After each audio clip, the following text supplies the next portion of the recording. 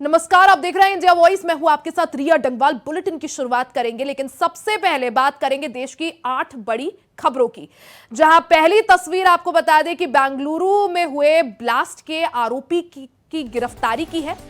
8 तस्वीरें आपको दिखा रहे हैं, 8 बड़ी खबर।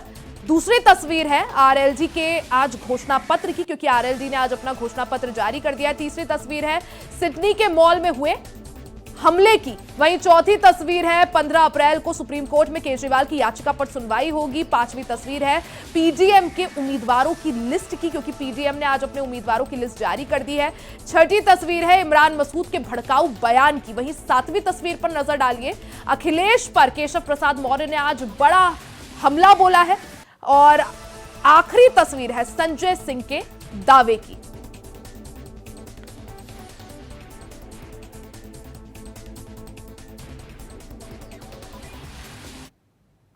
वहीं अब बात सहारनपुर की। सहारनपुर से बड़ी खबर आपको बता दें, कांग्रेस प्रत्याशी इमरान मसूद के बोल बिगड़ गए। तो बड़ी खबर सहारनपुर से, बड़ी खबर आपको बता रहे हैं, कांग्रेस प्रत्याशी इमरान मसूद का भड़काऊ बयान का वीडियो सामने आया है। मुसलमानों को संबोधित करते हुए इमरान मसूद ने भड़काऊ बयानबाजी की। उन्होंने कहा कि बीजेपी आई तो सबसे पहले इलाज मेरा और तुम्हारा होगा। साथ ही उन्होंने आगे कहा कि अगर बीजेपी दोबारा आ गई तो इलाज तय है। ये चुनाव अपने आप को बचाने का चुनाव है। ये मैं नहीं कह रहा हूं, ये अमित शाह खुद कह रहे हैं, ऐसा भी इमरान मसूद ने कहा। साथ ही उन्होंने सारी मजबूत आवाजें खामोश की जा रही हैं, ऐसा भी इमरान मसूद ने कहा है।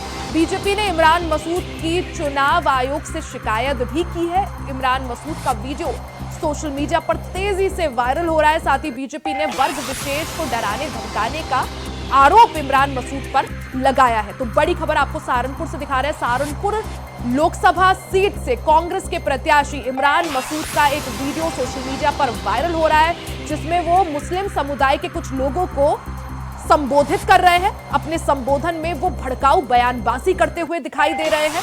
साथ ही अगर बात की जाए इमरान मसूद के बयान की, तो वो साफ तौर पर कह रहे हैं कि भारतीय जनता पार्टी अगर दोबारा सरकार में आई तो सबसे पहले इलाज तुम्हारा और मेरा होगा। ये चुनाव अपने आप को बचाने का चुनाव है। मैं सिर्फ इतनी बात कह रहा हूं कि ये चुनाव इमरान को जिताने हराने का नहीं, ये चुनाव अपने आप को बचाने का है।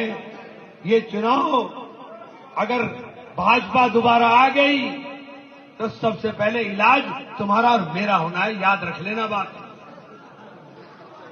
हंसने की बात नहीं है। ये अमित शाह कह रहा है, ये अमित शाह बोल रहा है। ये जितनी मजबूत आवाजें हैं सारी खामोश ऐसे ही नहीं की जा रही। कोई बोलने वाला ना बचे, कोई बोलने वाला ना बचे। ये साजिशें हैं।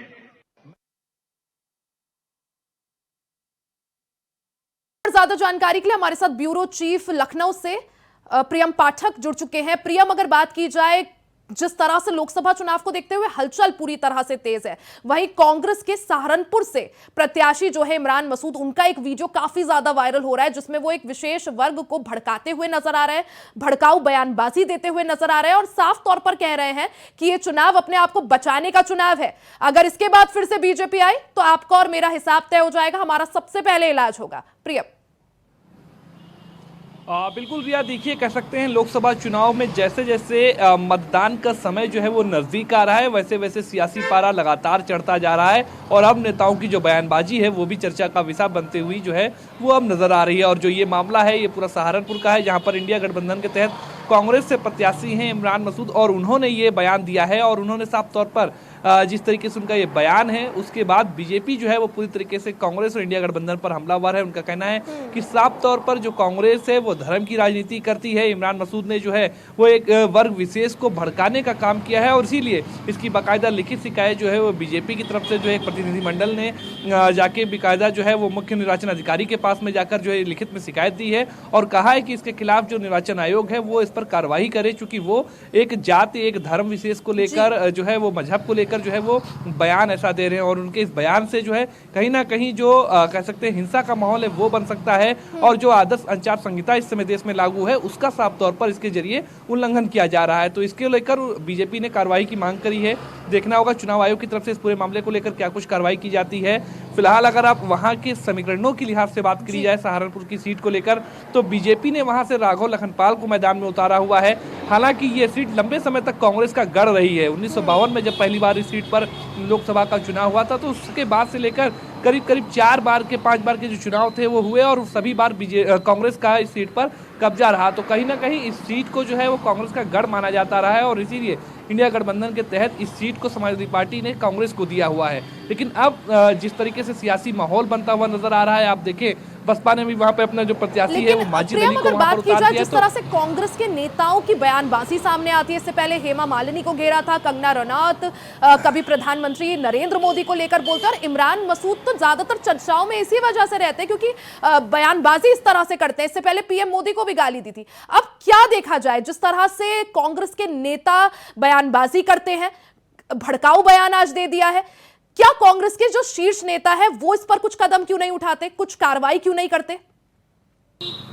रिया देखिए, कहीं पर भी चर्चा के विषय में आने के 2 पहलू हैं। एक आप बेहतर काम करके आ सकते हैं, और एक आप इस तरीके की बयानबाजी करके आ सकते हैं जो चर्चा का विषय बने, इसके जरिए आप हाईलाइट हो। तो ये अलग अलग नेताओं की इस तरीके की रणनीति रहती है। इमरान मसूद की इस तरीके दूसरा जो मैंने बताया कि भड़काऊ बयान देना, विवादित बयान देना, इस तरीके के बयान देकर वो चर्चा में रहना अपने आप को पसंद करते हैं शायद, और इसीलिए अगर आप देखें तो उनके इस तरीके के जो बयान है वो देखने को मिलते हैं। आला कमान, शीर्ष नेतृत्व तो पूरी तरीके से अवगत है उनके इस चरित्र को लेकर, उनके इस तरीके की बयानबाजियों को लेकर, लेकिन उसके बावजूद भी इस तरीके की कार्रवाई नहीं कोई उनके खिलाफ की जाती है, क्योंकि पार्टी शायद चाहती है कि इस तरीके के बयानों के जरिए ध्रुवीकरण जो है मतदाताओं का वो किया जाए और उसका चुनावी फायदा मिले। और यही बीजेपी आरोप भी लगा रही है। सिग्नल प्रियम, बीजेपी आरोप भी यही लगा रही है। बिल्कुल रिया, देखिए बीजेपी का साफ तौर पर यही आरोप है कि ऊपर जो शीर्ष नेतृत्व है वहां से ग्रीन सिग्नल इमरान को जो है वो मिला हुआ है, और इसीलिए इस तरीके के बयान जो है वो दे रहे हैं। और बीजेपी का तो ये भी आरोप है कि केवल इमरान मसूद नहीं बल्कि उनके कांग्रेस के जो अन्य नेता हैं उनको भी ग्रीन सिग्नल मिला हुआ है कि चाहे प्रधानमंत्री हो या अन्य हो, उनको गाली गलौज करिए, इसी के जरिए आप चर्चाओं में आ सकते हैं और इसका साफ तौर पर आप चुनावी फायदा उठाने का प्रयास करिए। तो इस तरीके का आरोप बीजेपी की तरफ से जो है वो हमेशा बीजेपी के जो कह सकते हैं जो प्रवक्ता हैं या जो नेता हैं वो लगाते रहे कांग्रेस पर, और इसीलिए कहीं ना कहीं इस तरीके का जब ये बयान एक बार फिर इमरान मसूद का जो चर्चा में आया है, सोशल मीडिया पे भी तेजी से वायरल हो रहा है। कुछ लोग अगर आप देखें तो साफ तौर पर इस पे नाराजगी भी जताते हुए लोग जो है वो नजर आ रहे हैं कि इस तरीके से चुनाव अपनी जगह पर है, लेकिन इस तरीके से धार्मिक कह सकते हैं कि मुद्दों को लेकर ऐसे बयान देना ये अपने आप में कहीं ना कहीं शायद लोकतंत्र के अंदर शोभा नहीं देता है, और इसीलिए बीजेपी ने इसकी शिकायत भी करी है और उसका कहना है कि ये आदर्श आचार संहिता का भी उल्लंघन है कि उसके तहत कहीं पर भी बीजेपी ने इसी चीज की शिकायत जो है चुनाव आयोग से भी करी। साथ ही केशव प्रसाद मौर्य का भी बयान इस पूरे मामले में सामने आया है। उन्होंने साफ तौर पर कहा कि इमरान मसूद जो कोशिश कर रहे हैं, जो ध्रुवीकरण करने की कोशिश कर रहे हैं, वो उसमें वो सफल नहीं हो पाएंगे। बिल्कुल रिया, मैंने पहले ही बताया कि बीजेपी हो, उसके नेता हो, प्रवक्ता हो, सबका यही कहना है कि इस तरीके के बयानबाजियों के जरिए, इस तरीके के विवादित बयानों के जरिए केवल एक मकसद है कि वोटों का ध्रुवीकरण कराया जा सके, चुनावी उसका फायदा मिल सके। बीजेपी इसीलिए इस मुद्दे को लेकर भी कहीं ना कहीं अब कांग्रेस पर हमलावर नजर आ रही है, और ये साफ तौर पर एक बड़ा मुद्दा भी अब बनता हुआ नजर आ रहा है। देखना होगा आगे इसको बीजेपी किस तरीके से इस मुद्दे को लेकर चलती है, और इसके अलावा चुनाव आयोग में जो शिकायत करी गई है तो चुनाव आयोग इस मामले का किस तरीके से संज्ञान लेता है। जिस तरह से कांग्रेस के नेताओं की बयानबाजी सामने आ रही है, वोटों का एक तरह से ध्रुवीकरण करने की कोशिश, मुस्लिम वोट बैंक को साधने की कोशिश, या फिर जिस तरह से कांग्रेस समाजवादी पार्टी के साथ गठबंधन में है, समाजवादी पार्टी की बात की जाए, जिस तरह से अखिलेश के बीते दिनों जो उन्होंने जिस तरह से मुख्तार अंसारी के परिवार से मिलना, क्या माना जाए प्रियम, क्या कांग्रेस और समाजवादी पार्टी का जो मेन फोकस है उत्तर प्रदेश में वो इस वक्त मुस्लिम वोट बैंक है? देखिए साफ तौर पर अगर आप देखें तो पीडीए का मुद्दा लेकर समाजवादी पार्टी चली हुई है, यानी कि पिछड़ा, दलित और अल्पसंख्यक में मुसलमान आता है, तो इन मुद्दे को लेकर ही वो जनता के बीच में गए हैं। और इसीलिए अगर आप देखें तो हर तरीके से जो राजनीति है वो इन 3 वर्गों को लेकर विशेष तौर पर जो है विपक्ष करता हुआ नजर आ रहा है, और इसीलिए इन मुद्दे को प्राथमिकता के साथ में उठाया जा रहा है। और यही वजह है, अगर आप देखें सहारनपुर सीट के अगर आप समीकरणों को देखें तो वहां पर जो मुस्लिम वर्ग के मतदाता हैं वो साफ तौर पर कह सकते हैं कि काफी बड़ी संख्या में मतदाता वहां पर हैं और इसीलिए चुनाव के जो नतीजे हैं उनमें निर्णायक भूमिका जो है वो मुस्लिम मतदाताओं की भी वहां पर रहती है। तो इसीलिए जो इंडिया गठबंधन है उसके तहत इमरान मसूद को जो है बतौर प्रत्याशी वहां पर उतारा गया है और वो इस बात को जानते हैं और इसीलिए वो कहीं ना कहीं चाह रहे हैं कि जो मुस्लिम वोट है वो कहीं दूसरी तरफ ना जाए। बसपा ने चूंकि वहां पे मुस्लिम कैंडिडेट उतारा हुआ है तो उसकी तरफ वोट जो है वो शिफ्ट ना हो, इसीलिए इस तरीके के भड़काऊ या विवादित बयान कह सकते हैं वो दिए जा रहे हैं ताकि वोटों का ध्रुवीकरण किया जा सके और एक साथ सब मुस्लिमों का वोट जो है वो पाया जा सके। और इसके अलावा जो अन्य वर्ग हैं, चाहे वो पिछड़े वर्ग हो चाहे वो दलित वर्ग हो, उनको भी अपने साथ लाने की कोशिश जो है वो जरूर की जा रही है। लेकिन कोशिश कितनी कामयाब होगी ये तो जब चुनावी नतीजे आएंगे तभी तस्वीर साफ होगी। लेकिन फिलहाल अभी कह सकते हैं कि साम दाम दंड भेद हर तरीके के उपाय जो है वो इस समय राजनीतिक दलों के जो कई नेता हैं वो करते हुए नजर आ रहे हैं। प्रियम, जैसा आपने भी कहा, क्योंकि सहारनपुर जो रहा है काफी लंबे वक्त तक कांग्रेस का गढ़ रहा है, ऐसे में क्या यही वजह है और ये चीज बखूबी मुख्यमंत्री योगी आदित्यनाथ समझ रहे हैं? पिछले 15 दिनों में 3 बार सहारनपुर में जा चुके हैं, रैलियां कर चुके हैं। प्रियम, साथ ही अगर बात की जाए सहारनपुर में पहले ही फेज में जो है मतदान होना है, उसको भी देखते हुए चुनावी हलचल जो है वहां पर पूरी तरह से तेज हो रखी है। जहां भारतीय जनता पार्टी के जो मुद्दे हैं, चाहे वो राम मंदिर हो, 370 हो, जिस तरह से जीरो टॉलरेंस की जो नीति मुख्यमंत्री योगी आदित्यनाथ के राज में आई है, डबल इंजन सरकार के, और क्योंकि अब ट्रिपल इंजन भी है, उसमें जो काम हुआ है वो, और एक तरफ कांग्रेस और समाजवादी पार्टी की बात की जाए, उनकी जो राजनीति है वो पूरी तरह से देखा जाए तो जातिगत या फिर धर्म से जो है संबंधित या सिमटी हुई है। प्रियम, रिया, देखिए ये केवल सहारनपुर सीट पर नहीं है, बल्कि अगर आप सीधे तौर पर देखें, अगर ग्राउंड जीरो पर आप देखेंगे तो जो चुनाव होता है उत्तर प्रदेश के अंदर या ये उत्तर प्रदेश बिहार की जो ये बेल्ट आती है, इसमें अगर आप चुनाव देखेंगे तो यहाँ पर विकास के मुद्दे की चर्चा जरूर होती है, लेकिन जो वोट होता है वो कहीं ना कहीं जाति और क्षेत्रीय जो समीकरण है उन्हीं के आधार पर होता है। मतदाता यहाँ के जब अधिकतर ऐसे मतदाता हैं या कह सकता हूँ ज्यादातर ऐसे मतदाता हैं, जब वो वोट करने जाते हैं तो शायद वो विकास के मुद्दों को छोड़कर जो इस तरीके के मुद्दे हैं उसका कहीं ना कहीं उनके जरिए वो जो है अपने आप को कह सकते हैं इसमें घिरा हुआ पाते हैं। और इसीलिए ये वजह है कि आप देखिए कि सभी राजनीतिक दल विकास की बात जरूर करेंगे, लेकिन असल में जो चर्चा होगी, जब चुनाव में जो चर्चा होगी, उसमें जाति, धर्म, मजहब, मंदिर, मस्जिद, ये चीजें बाखूबी उतर के सामने आती हैं। और ऐसा नहीं कि इसको करने में केवल विपक्ष है, बल्कि बीजेपी भी इसमें कहीं ना कहीं बिल्कुल आगे रहती है, वो भी इसमें कोई ऐन कैन कसर जो है वो नहीं छोड़ती है। तो कह सकते हैं कि ये उत्तर प्रदेश है और यहाँ पर जो तकरीबन जो सीटें हैं, अधिकतर सीटों पर साफ तौर पर जो चुनाव होता है वो विकास के मुद्दों के साथ साथ ये जो मुद्दे हैं वो सबसे पहले अहम अपनी निर्णायक भूमिका निभाते हैं। बिल्कुल प्रियम, अब काउंटडाउन जो है पहले फेज के मतदान के लिए वो शुरू हो चुका है। उत्तर प्रदेश की 8 सीटों में मतदान होना है, इसी को देखते हुए हलचल तेज हो गई है और इसी दौरान सहारनपुर से कांग्रेस प्रत्याशी इमरान मसूद का बयान सामने आया है। देखना यह होगा, क्योंकि बीजेपी ने चुनाव आयोग से इसकी शिकायत की है, शिकायत के बाद क्या कुछ कार्रवाई उनके खिलाफ की जाती है। बहुत बहुत शुक्रिया आपका तमाम जानकारी के लिए। तो कांग्रेस के प्रत्याशी इमरान मसूद का एक वीडियो सोशल मीडिया पर जमकर वायरल हो रहा है। इस वीडियो में इमरान मसूद भड़काऊ बयानबाजी करते हुए नजर आ रहे हैं, मुस्लिम समुदाय के लोगों को संबोधित कर रहे हैं और कह रहे हैं कि भारतीय जनता पार्टी अगर फिर से आई तो सबसे पहले इलाज आपका और मेरा होगा। ये चुनाव इमरान को जिताने का नहीं बल्कि बीजेपी को हटाने का है, अपने बचाव करने का है। वहीं इस पूरे मामले को लेकर भारतीय जनता पार्टी ने कांग्रेस पर ध्रुवीकरण की राजनीति करने का, धर्म की राजनीति करने का आरोप लगाया है। इमरान मसूद पे भी जमकर हमला बोलते हुए केशव प्रसाद मौर्य ने कहा है कि वो सिर्फ और सिर्फ मुसलमानों को डराने का काम कर रहे हैं।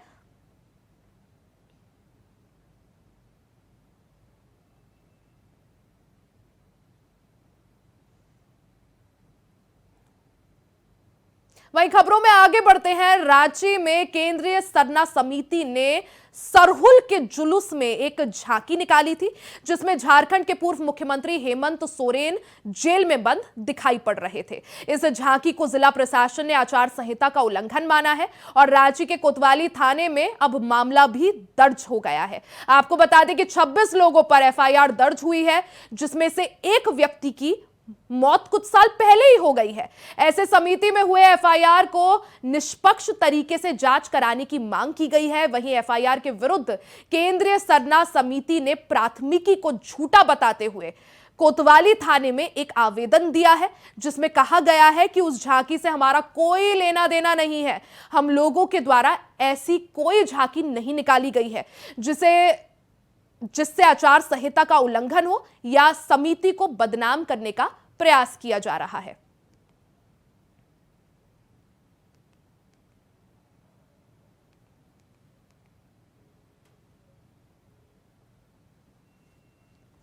तो राज्य के केंद्रीय सरना समिति ने सरहुल के जुलूस में एक झांकी निकाली, जिसमें पूर्व मुख्यमंत्री हेमंत सोरेन के पोस्टर्स और बैनर लगाए गए थे।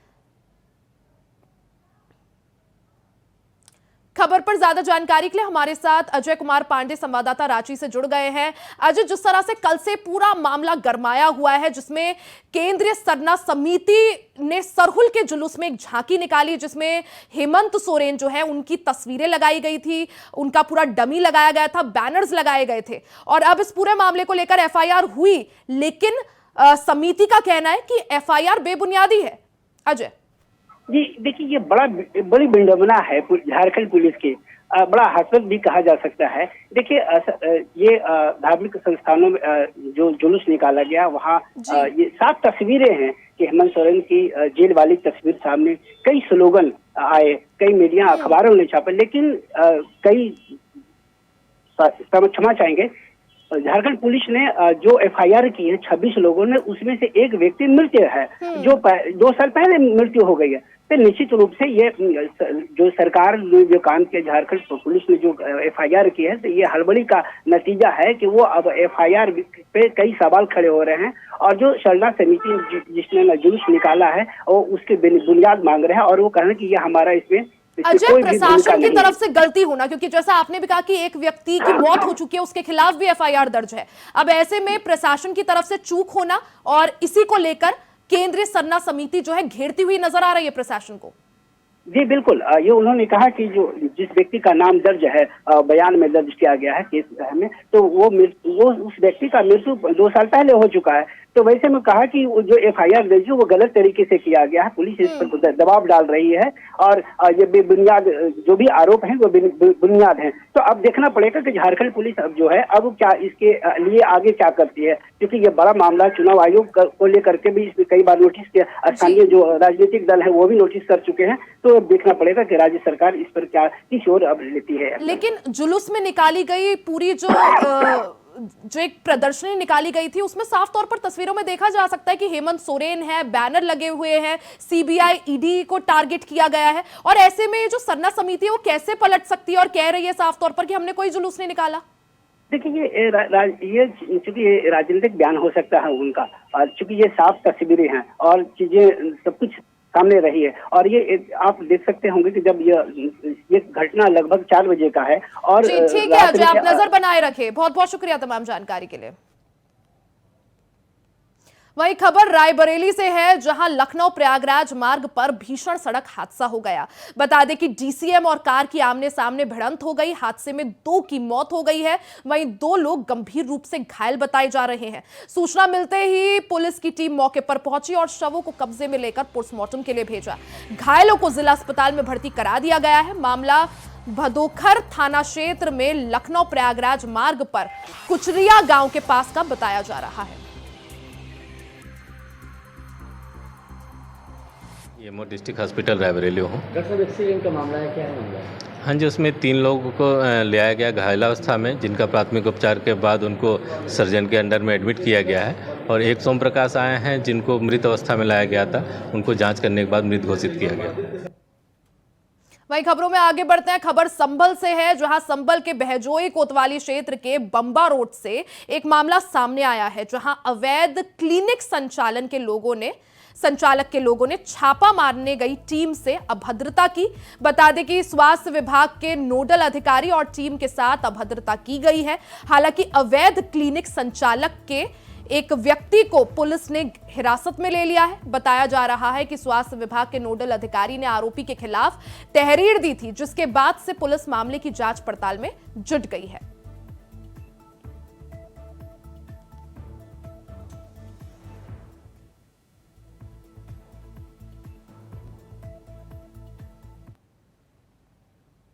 वहीं अमेठी के कमरौली थाना क्षेत्र के लखनऊ वाराणसी नेशनल हाईवे पर तेज रफ्तार का कहर देखने को मिला है, जिसमें पिता और बेटे की दर्दनाक मौत हो गई। बता दें कि तेज रफ्तार अज्ञात वाहन ने बाइक पर सवार पिता और बेटे को जोरदार टक्कर मार दी और मौके पर ही दोनों की मौत हो गई। तो वहीं सूचना पर पहुंची पुलिस ने शव को कब्जे में लेकर आगे की कार्रवाई शुरू कर दी है।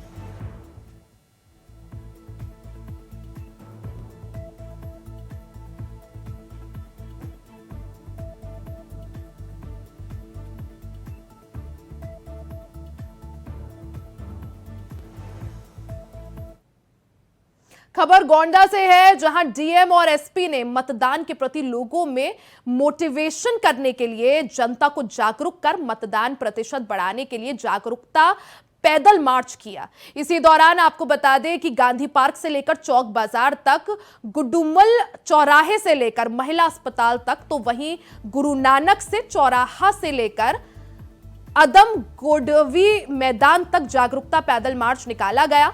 वहीं जागरूकता पैदल मार्च में पुलिस विभाग, एनसीसी, होमगार्ड, पीआरजी के जवान और वरिष्ठ अधिकारी सहित सैकड़ों लोगों ने हिस्सा लिया।